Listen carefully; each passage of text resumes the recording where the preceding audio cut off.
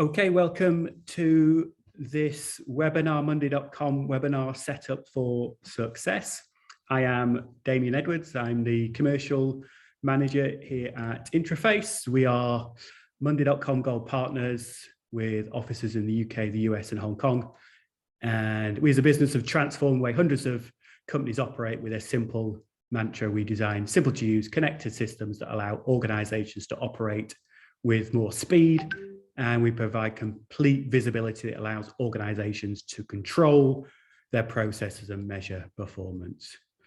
We can provide you with a consultation and a full demo of the Monday.com system.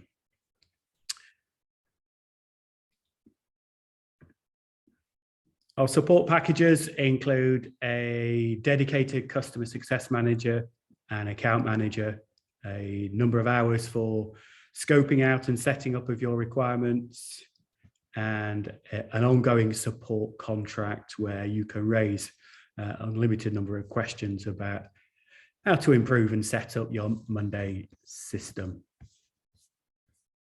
With me today, I have our customer success manager and all-round Monday.com expert, Rob Mayer.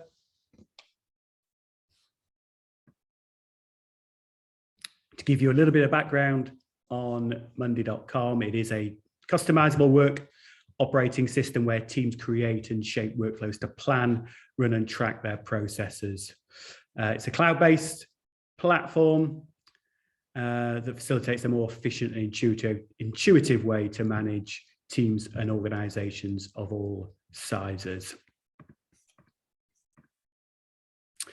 As a building block structure, which means you can create the system exactly the way you need it.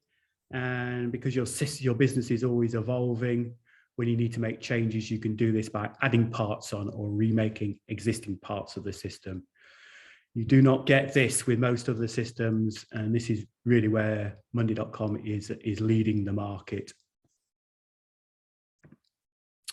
The platform fits any business vertical and is currently used by over 150,000 paying organizations worldwide. We're operating in 180 countries, and Monday.com is recognized as one of the fastest growing SaaS solutions in the world. So what will we show you today? How to analyze your existing business processes, how to plan and build your boards and automations, and then finally, we'll look at how you can successfully roll out your solution to users. So step one, analyzing your business process. Firstly, what is a business process? So processes are algorithms that determine how an organization runs. So define how teams work together, how organizations work with partners and suppliers, and how it delivers value to its customers. So more and more organizations are recognizing that in order to deliver better customer experience, keep up with competitors, streamline operations and improve their bottom line, they must automate their core mission critical business processes. Why should you analyze your business processes? Some reasons: identifying inefficiencies, decreasing costs, improving employee engagement, and providing a better service to customers. When should you review your business processes? If a process is taking longer than expected, if feedback from employees suggests a process is suboptimal, if feedback from customers indicate that the output quality doesn't meet with expectations, if the process seems resource intensive for the work that's involved, or if the cost associated with a process is higher than expected. So how do you analyze and improve your business processes? Firstly, determine which processes to analyze. The first step in process analysis is deciding which processes to analyze. For routine reviews, you may choose processes that are run frequently throughout the business, such as recruitment and onboarding, things like approvals for expenses and leave requests, and maybe your sales or project management processes. Really focus on the processes that have a significant business impact. Next, collect information about the process. So once you've chosen a process to analyze, you need to collect as much information as possible about how the process currently runs. This might come through documentation such as operating procedures or quality manuals, or through interviewing people. If you can, it's worth observing the current process in action, so you can see all the stages, how all the stages fit together, and how work is handed off between teams. It's worth taking time to thoroughly investigate how the process works, so you're totally clear about this for when you move on to the next implementation stage. Map out your existing processes. This stage involves mapping out the current process. This is a crucial stage that allows stakeholders to visualize the individual process.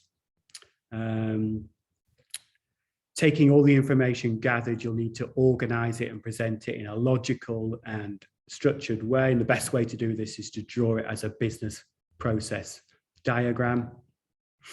Next, you can analyze the process. You probably have a pretty good idea by this stage of where the existing process may hide inefficiencies.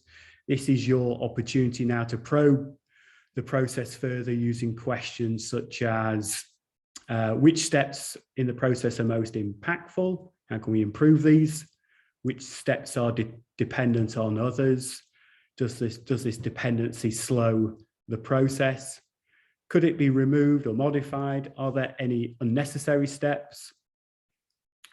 Where are the unexpected delays in the process and what causes these delays?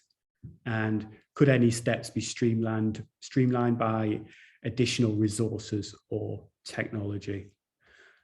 And then finally, in this stage, identify potential improvements. So the final stage of the process, process analysis, is to identify these improvements that could be made to the process.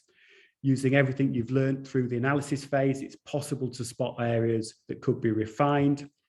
What those areas are and how you should change them will be unique to your business and organization goals. Remember that at this stage, improvements are hypothetical. You need to put them into action and monitor them to really see where they drive the changes you're hoping for. So the whole process should be seen as a continual improvement cycle, starting with designing through to modeling, execution, monitoring, and then further optimization of the process. So I'm going to hand you off to Rob now to go through step 2. He's going to go through a use case of a help desk board, and he's going to go through how we actually set this up inside Monday.com. Thanks, Damien. Hi, everyone. My name's Rob. I'm the Customer Success Manager at Interface, and I am responsible for building the Monday.com solutions for our clients. As Damien says, I'm going to run you through this use case of support tickets. This is obviously only one use case of Monday.com, but highlights how Monday can streamline processes and automate a lot of the grunt work within organizations. In front of you on the screen now, you can see the solution that I've built previously. This is the support tickets board. You can see there's 3 boards on the left here. This board is where new support tickets come into the system, and from here they're managed by the level 1 support. If a level 1 support can't resolve an issue, it then gets escalated to the escalations team, where they work on it within their own board. And you can see here we've got level 2 support. And then what we've also got is a knowledge base. So anything that is something, when there's a library, to create a library of all the different issues that come up from support tickets, and being somewhere where we can collate all of those and reference them back and use them for future support tickets. So that is a high-level overview of the solution. What I'm going to do now is just quickly build some fundamental building blocks of this same workspace, and run through some of the columns and how they all fit together, and as well as a few automations. And we'll come back to this in a bit. So I'm going to add a new workspace. I'm going to call this live sports tickets. And that's created. So you can see here, there's no boards here. I've got two options. I can add from templates, and Monday.com has a whole host of different templates that you can start on when you build a board from the beginning. So depending what you're looking to do, no doubt there is a template that will sort of put you in the right direction. They still do need a lot of customization, but it's a good place to start from. Right now, though, I am going to start from scratch. So generate my board for me. First, I'm going to rename this and call it support tickets. And you can see, so this is my board. In here, I've got different groups. I'm going to call this one at the top here, new, for new tickets. Call this one escalations. And then I'm going to add, make this red. And then I'm going to add another one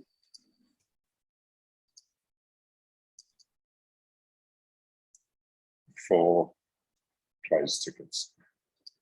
And what that does is it just immediately gives me a view of where all my tickets are sitting, whether they're new and they still need to be dealt with, how many are being closed, and then how many are sitting with the level 2 team. So you can see here that we have 3 columns that have been automatically created. There are a whole host more columns that we can choose from. So just like the templates, depending on the information that you need in a board, you will find a column that will suit the need. Obviously, for the sake of time, we can't go through all of them, but I will add a couple to the board and explain why they are important. But just to give you a flavor of some of the, or all the different columns that Monday has. So the reason why Monday includes these three columns from the get-go is they are, from a best practices perspective, really important when building boards. In fact, 99% of the time, you're going to include these 3 columns. The reason being is the people column, as in just speaking about this one here, is important because you can assign responsibility of an item to someone. So in this case, for support tickets, either the team or the individual who's going to be working on that ticket. What it also does is allows for effective notifications. So if a ticket hasn't been touched in a certain amount of time, we can automate a notification to whoever's listed in that people column and give them a nudge to take a look at it. It also allows for a much deeper level of reporting on an individual level, so you can see who's been doing what. And maybe most importantly, for enterprise account holders, it can set permissions. So you can set permissions based on who's listed in the people column. The status column is very much a staple on Monday. It is used as a singular selection column. So if you have a yes, no, or you just have a single answer to an item, then you'd use a status column. It's also a great trigger for automations. So a lot of automations are started on the change or the updating of a status column. And it also provides a visual cue to immediately see where all the statuses are within a board. Obviously, all color-coded, it's almost gives you a heat map of what is sitting at what stage. And something to note is you can have more than one status column on a board if need be, and have different triggers from each different status column. The date column is also really important. You can use that to set due dates for items. You can also use it for created dates. So when was this ticket, when did the ticket come into the system, as well as when was it closed. So as an example, I'm going to right now duplicate this column, and I'm going to have this, as I start building this, as the submission date, and this can be my closed date. So I've now got 2 date columns within the board. And as I start building that, so those are the staples. As I said, I'm going to add a few more columns that make sense for this. And if there are any questions, if you could drop them in the Q&A below, we will get to those at the end. So I've got my 2 date columns. Obviously, these people who are submitting their tickets, we need their contact details so that we can reach out to them. So I'm going to add an email, and I'm going to drag that to the front here. Obviously, the people's names are going to show up here where I've got items. I'm going to have the customers' names. I also want to add a phone number so that we can give them a call if needs be.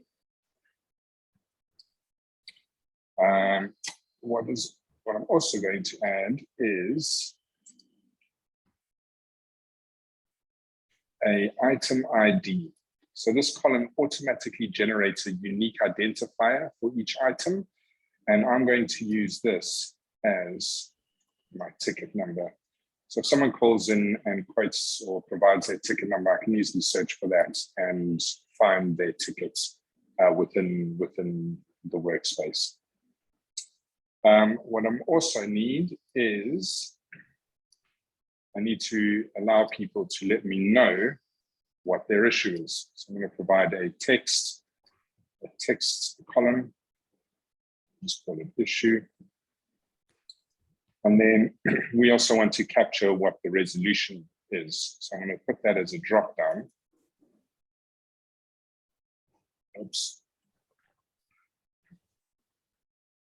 And that is very simply all the sort of fields we need for a support ticket board. Could we add a file? Could they attach a file to the ticket as well, Rob, do you think? Of course, yes, that's a great question, Damien. So especially in sort of IT support desks, there are times when they'll need to provide screenshots. So we can add a files column, and that allows them to upload files when they submit their tickets. So we added it there, and that is now available on the board. So that is the structure of the board, and that's what you want to get right first, is getting all the information you need within your company for whichever task that you are looking to automate. And speaking of automations, I'm now going to start building a few automations into this board and run you through that section of Monday.com. So clicking at the top right, as you saw, I've got a whole bunch of categories on the left here, and they are made up of all these what they call recipes over here. There's too many to obviously go through, but a good way to do it is to look at what your trigger is and what your action is. So every automation is made up of a trigger. I mentioned status change being one of them, but it could be item creation. It could be when a certain date arrives, Monday needs to trigger an action for that. So in this example, I'm going to say when an item is created, so I'll click over here, and I want to set I want to assign this to a team member. So when an item is created, assign team as assignee. So I'm going to say level 1 support, and then I have to choose my people column. And I create my automation for that. So what that says is when a new ticket comes in, assign the level 1 team as the responsible person in my people column. And that will then notify everyone on the team that a new ticket has come in, and they can go in and deal with that. What I'm also going to do, I'm just going to click back into here. I've got two close dates. Another column that I just wanted to quickly add is time tracking. So this is another way that we can manage dates and time within Monday.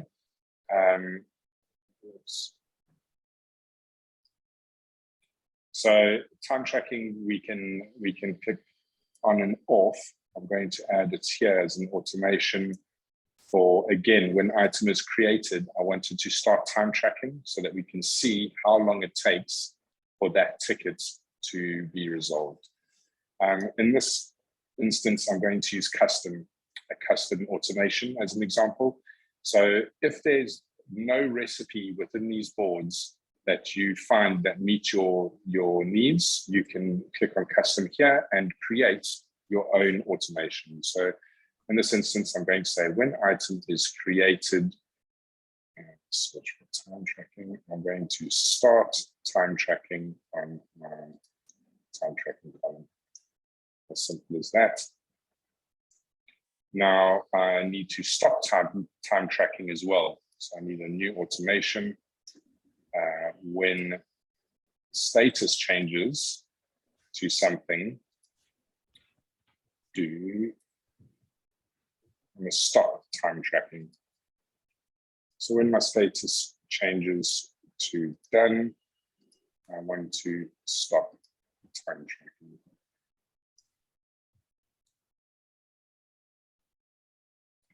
And I'm also then going to add a new automation. Let me go back here. It should be in here. When status change, I want to move. So when my status changes to done, I want to move it to my closed group. So a couple of things to note here is that I've got single triggers. So I've got two status triggers. And when that changes, I've got two separate actions on the back of that. So I've had to set up two separate automations, but on one status change, I'm going to stop time tracking and I'm going to move the item to a new group. The same with item creation. I'm assigning someone as responsible for that ticket, and I'm also going to start time tracking. So that's just some very basic automations. For the sake of time, I'm not going to build up the full stack of them for the final solution. I will touch on those when we flip across. From here, now that I've built my automations, I can duplicate my board. And I'm going to call this one escalations, like I'd had in the previous one. And that will copy across not only the structure, but the automations as well. So I obviously want to track my level 2 engineering team the same way that I do with the level 1. So the automations will, by and large, be the same. Just saves a lot of work having to redo your automations. So that's pretty much set up as well. I do also then need a new board for my knowledge base.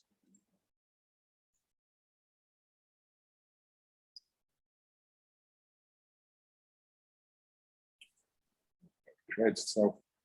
Now, in this board, it is slightly different. I said that 99% of the time you're going to be using these columns and boards. In this example, we are not going to be needing them. You could keep a people column if whoever created that knowledge base article, or if you want to assign ownership that someone has to review knowledge base articles that are relevant to them every 6 months or so, then you would want that. But for now, we're just going to delete it. And we don't need a status column either. What we do need is that drop down, which will be my resolutions. And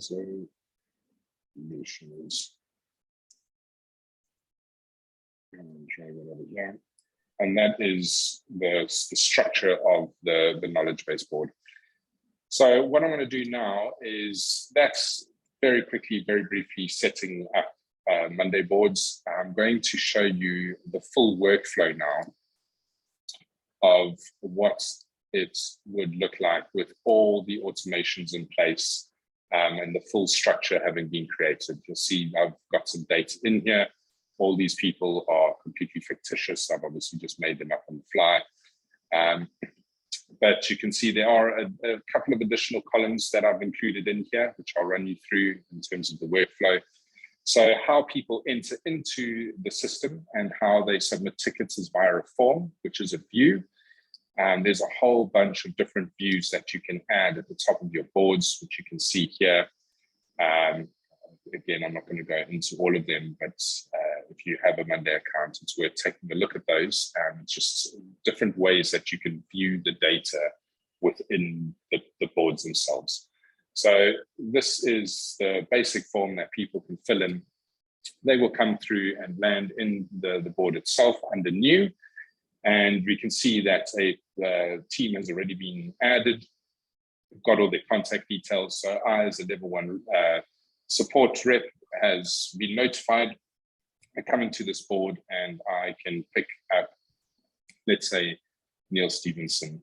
I will add myself as in the people column to say that I'm now picking this up, and I can move that level 1 to working on it. So I reach out to Neil and I find out what his issue is. You can see here his keyboard is not working. I have a really good chat with him, and my resolution is that he needs to plug it in. So that's now my resolution. He's all happy, and I go ahead and I'm going to say that this is now closed and done. So you'll see Neil will pop down here, and the automation has moved him into this group. And what it'll do as well is stop the time tracking, as well as add the dates that's the date that it was submitted and the date that it's closed. See if it's come through now, how many days that took and how long, how many hours, etc. So that's a very simple case. But now Richard has come in, and again, I say that I'm going to help him out. I add myself, and I give Richard a call, and his query is above my level of expertise. So I then go and say, I want to escalate this to my level 2 team. So you'll see this will pop down into escalated. At the same time, we have automations that have created a new item in the escalations board. You can see that this has now been assigned to the level 2 support. So they get notified that they've got a new escalation in their box that they need to go through. They get all the same details. You can see it started time tracking here as well. So they will reach out to Richard, see how they can help. They obviously get it resolved, mouse not responding, and you can say, click the buttons harder as an example. But now this is a unique situation. We haven't had this come up before. So all I do is I say, I want to add this to the knowledge base, and I click this button. So what this is it's now again created this mouse not responding in my knowledge base with the resolution in there as well. All these columns on the right are connect columns. So you can see that this is connected back to Richard's ticket. So I can come in here and view who it was related to if I need to at a later date as well.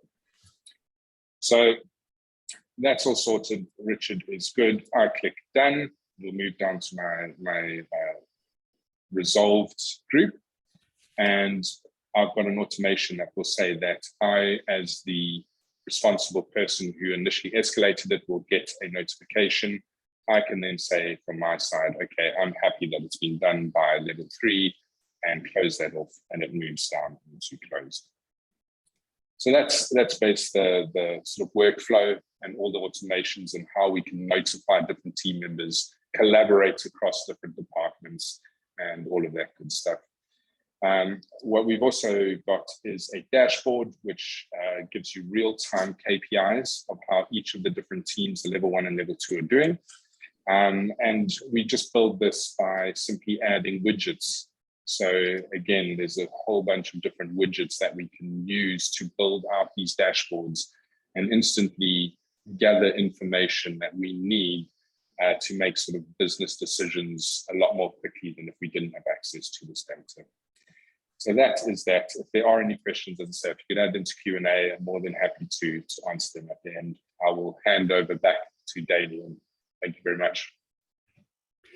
That's great. Thank you, Rob. That's not bad going, really. I think we've set up a full help desk and knowledge base system in about 20 minutes. So that shows you how easy this is to set up. We have had a question: is it possible to have different columns in different groups on a board?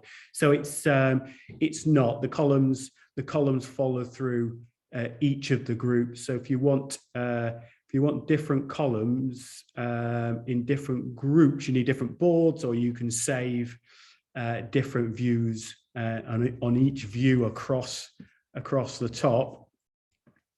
On these views across the top, I could add an additional view. You can hide columns, so you can have different columns visible on different groups. So you just need to use this hide column and save it to your view.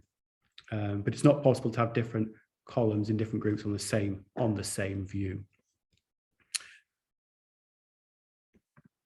Okay, so we have set up our solution, and the final step 3, is to successfully roll out the solution to users. And we've got a few steps that we should go through here. So there's no point having this fantastic solution in place if you don't get buy-in from the people who are going to use it every day.